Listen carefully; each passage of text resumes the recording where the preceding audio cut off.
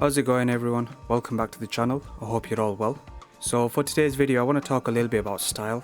It's the one thing that everyone wants but only a few people seem to have it. I feel like social media has a lot of us fooled because it can make it look like it's your style or the things that you paint that will make your artwork go viral. But if you think about it, there's so many different artists out there that exist and they all have their own different and unique styles and they all seem to be doing well for themselves. So style can't really be the only answer to viral and successful artwork.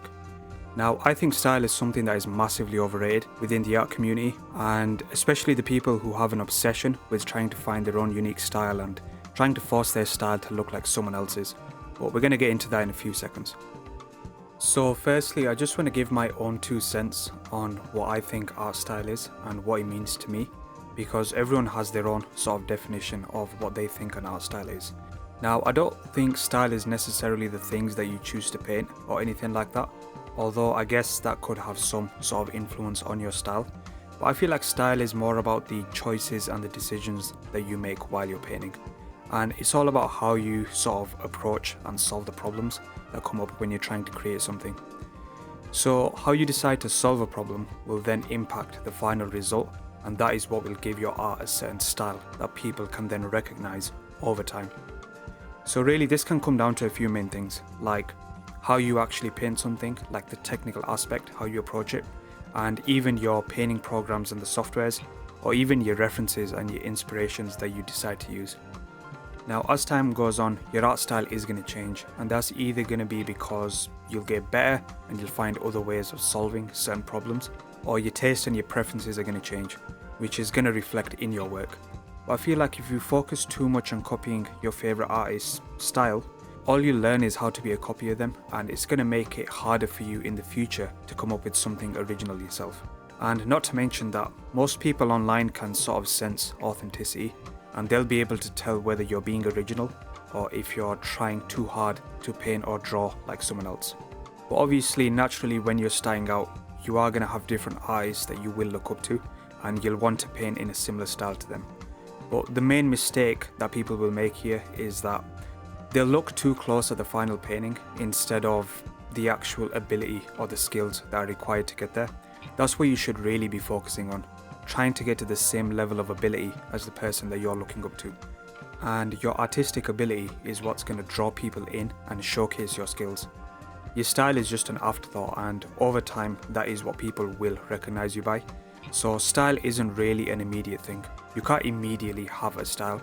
It takes time for a style to develop naturally, and it has to be noticeable in your work over time. Otherwise it looks more like an artistic rebranding or something like that. So really what I'm trying to say, long story short, is if you're focusing too much on trying to get your own art style or trying to get your style similar to someone else's that you admire, it's like putting the cart before the horse, and I don't feel like it's the best way to go about things. And in the long run, I feel like it can do more damage than you think. And trust me, I've already been there and I've already done that. So how do you actually go about getting your own style the proper way? Because having an art style itself is not a bad thing at all. That's not what I'm saying.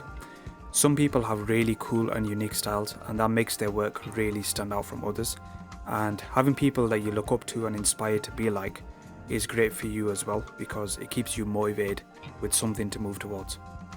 Now, the first thing obviously is practicing the fundamentals and being consistent with your practice as well, because practicing and improving over time is going to make it easier for you to make better decisions while you're drawing and painting, and it'll eventually make it easier for you to find a style that does come naturally to you. Because like I was saying earlier, style is just the decisions that you make while you're drawing or painting something, and as your skills develop, you'll be able to make better decisions and people will be able to recognize that in your work.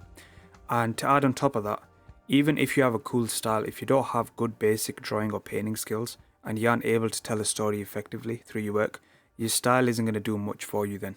So yeah, definitely focus on getting better and definitely focus on improving your basic skills, and your style should naturally follow afterwards. The next thing that you can do is analyze other artists' work and try to reverse engineer what they've done.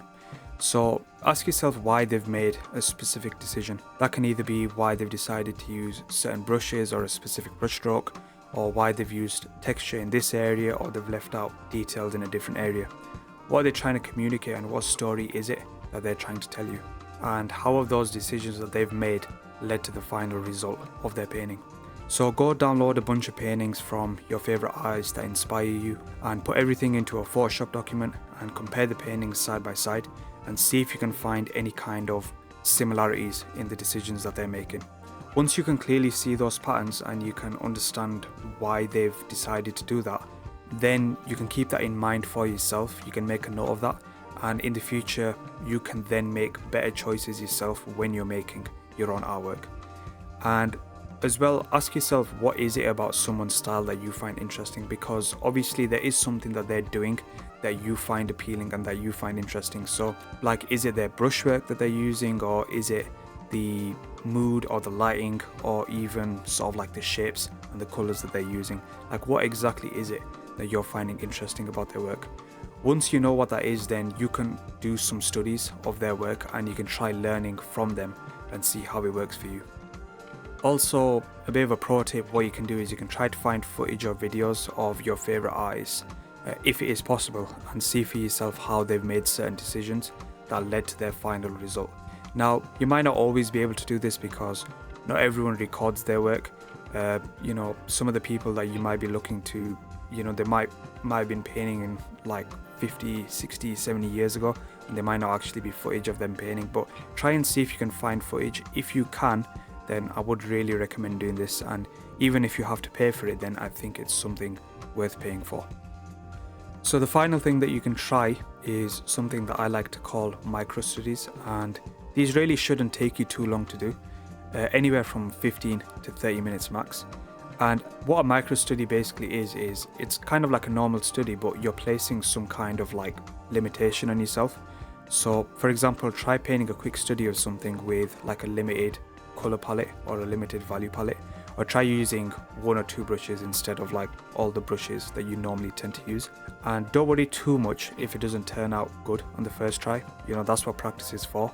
You can do as much practice as you want, and the more of those studies that you do, the more your brain is going to come up with sort of like new and unique ways of solving problems, which can then influence your process and then eventually influence and develop a style for you. So yeah, really that's all that I have to say about this. The point that I mainly wanted to get across is, instead of placing so much importance on finding a style and trying to paint like someone else, just focus on improving your skills first and try to get or reach the same level of skill as the person that you're looking up to, and your style will just naturally come. It's like one of those weird things in life where the more that you chase it, the further it gets from you. So yeah, focus on getting better and you'll just sort of develop a great style naturally that people will fuck with. And the final thing as well, style is a side effect, it's not a goal. Your style is something that you can't help doing, and it emerges from your natural preferences, not from trying to force a specific look or a specific outcome. So do what feels natural for you and really lean into that. And that's what people really want to see. That's what people want to see online, and that's the work that they'll want to see from you. And yeah, that's pretty much it. That's everything that I wanted to cover in this video. So thanks for watching, guys. If you found it helpful, please like, subscribe, leave a comment, and I'll see you in the next one. Thanks.